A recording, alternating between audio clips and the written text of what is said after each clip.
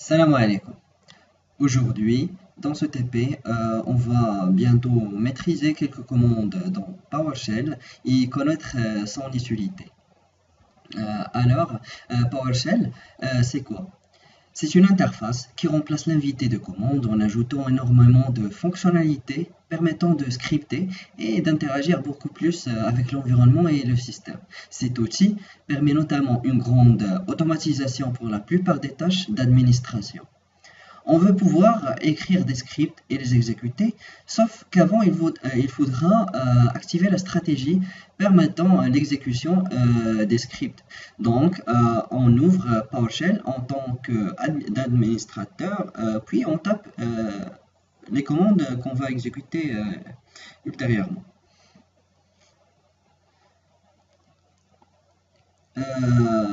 En première place, pour activer PowerShell, il suffit d'aller vers les propriétés et cocher cette case.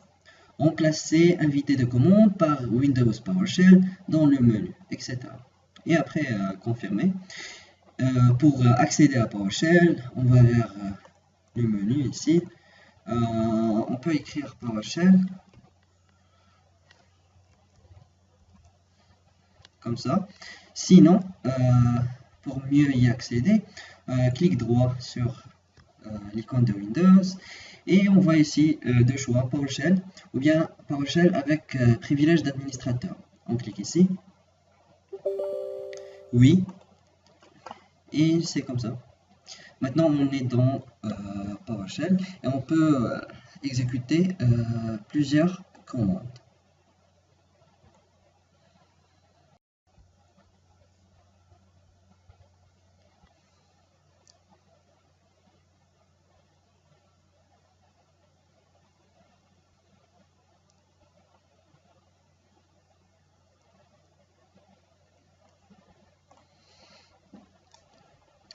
Par exemple, on peut exécuter cette commande. Alors, qu'est-ce que fait ce code-là? On a une variable srv où on stocke le résultat de getService. Cette getService, c'est une méthode ou bien une fonction qui renvoie la liste des services exécutés maintenant sur notre ordinateur. Pour accéder à cette variable srv, c'est un tableau. Alors, on peut par exemple le faire comme ça.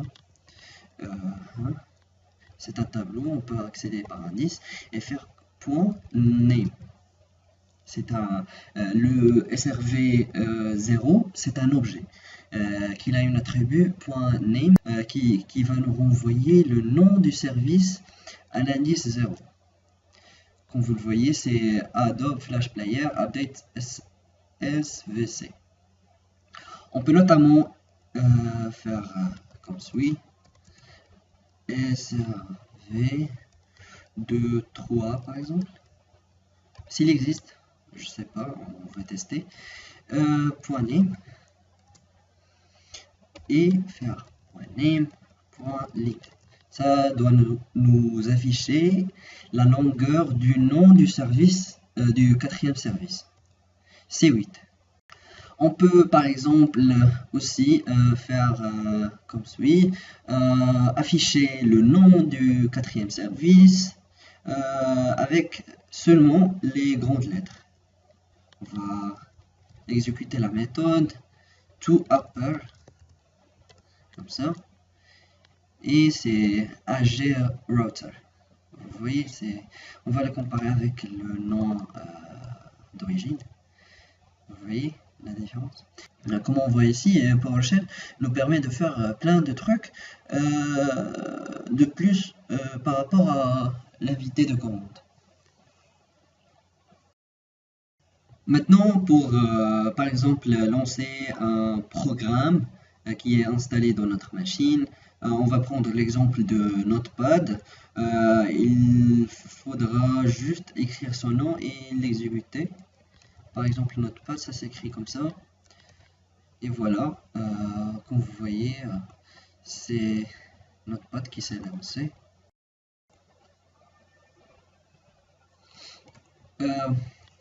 Par exemple, on veut savoir les informations sur un processus. On exécute cette commande get process et on écrit le nom.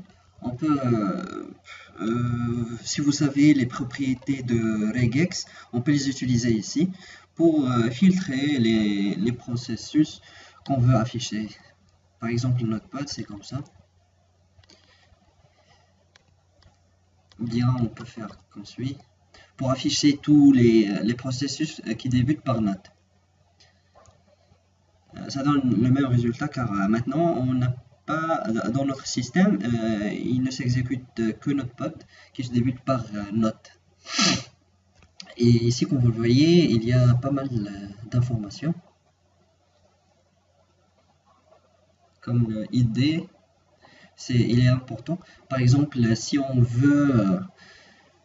voudra arrêter ce processus, on peut exécuter cette commande stop process, ça s'écrit comme ça, moins ID, et on écrit l'ID 8232 et ça doit s'arrêter comme ça.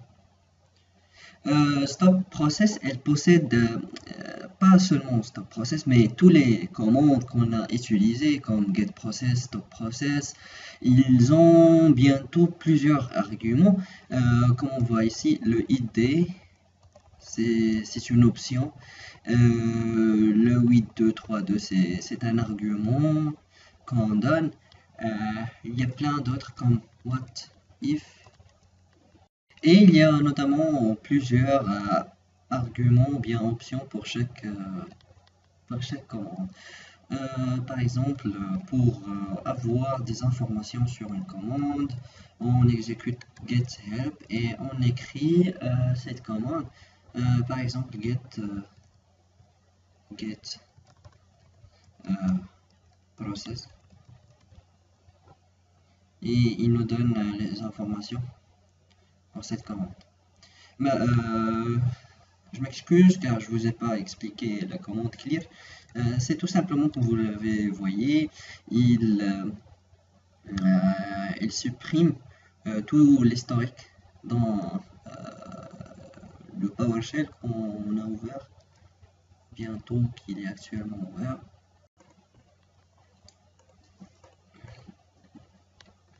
Maintenant, pour par exemple afficher tous les processus dans une autre fenêtre, on fait GPS, le tube et grid out, grid view.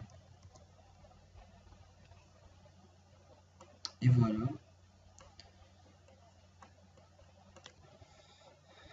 On peut filtrer ici les colonnes.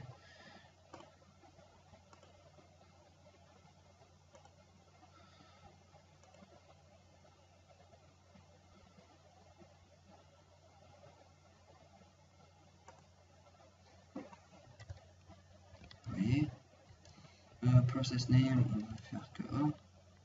Ce qui on peut faire note. Vous voyez, c'est un filtre sur la colonne process name par exemple.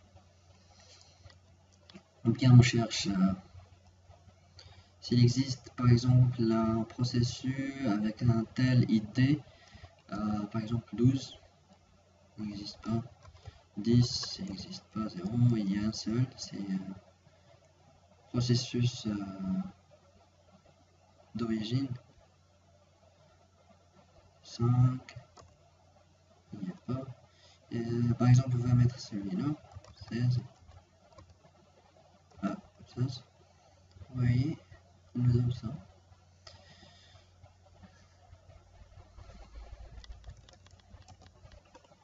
Maintenant, par exemple, si on veut créer un fichier texte et écrire là-dedans, dans ce fichier, on exécute cette commande, add content.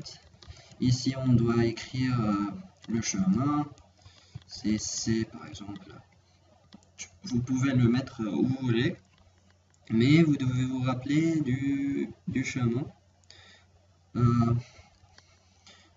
Ici, dans notre descripteur C, on va exécuter test.txt. Et ici, une string qui contient le texte qu'on veut. On va écrire bonjour à tout le monde. Voilà. On va chercher le fichier.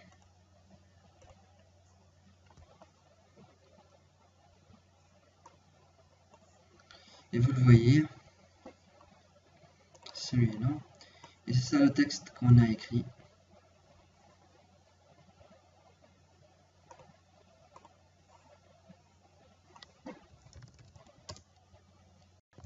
Pour par exemple supprimer le contenu du fichier, on exécute clear content et on met ici le chemin du fichier texte. C'était test.txt, c'est bon. Maintenant on cherche le fichier. On voit maintenant qu'il est vide.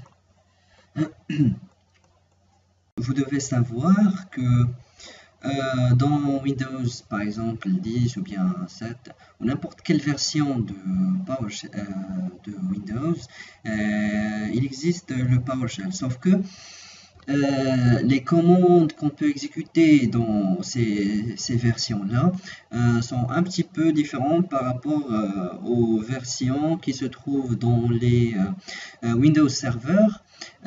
Pourquoi? Parce que tout simplement, un administrateur système, il aura besoin de plusieurs fonctionnalités. Par exemple, pour l'un des besoins pour un administrateur système, c'est de créer des comptes utilisateurs. Malheureusement ici, on ne peut pas les exécuter. Vous allez voir, c'est comme ça. C'est ça la commande. C'est new add user -6 add user et on donne le nom de l'utilisateur. Ici, il ne va pas la reconnaître. Vous voyez, ça n'existe pas ici. Mais si vous avez un serveur, Windows Server, vous pouvez l'exécuter et ça va créer un nouveau utilisateur avec un intitulé ou un nom de DD. Vous pouvez choisir ce que vous voulez. Après que vous créez cet utilisateur, vous pouvez avoir ces informations en utilisant cette commande add user. Et ici vous devez écrire le nom de l'utilisateur. Vous pouvez aussi ou bien ajouter un mot de passe pour ce dernier utilisateur que vous avez créé par la commande suivante set_add_account comme ça, account password -identity. Et ici, vous écrivez le nom. C'est comme ça. Pour mon exemple. Et ça va vous donner le premier mot de passe, le deuxième mot de passe et la confirmation. Plutôt l'ancien mot de passe, le nouveau mot de passe et une confirmation.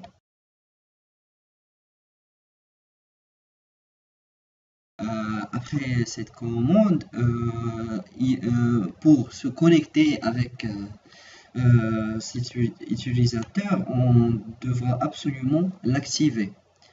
Et pour l'activer, on devra absolument exécuter la commande suivante. Enable add_account -identity. Et ici, on écrit le nom de l'utilisateur qu'on veut activer. C'est comme ça. Après, on peut se connecter avec notre utilisateur. Et c'est comme ça, notre TP aura fin. Merci pour votre attention.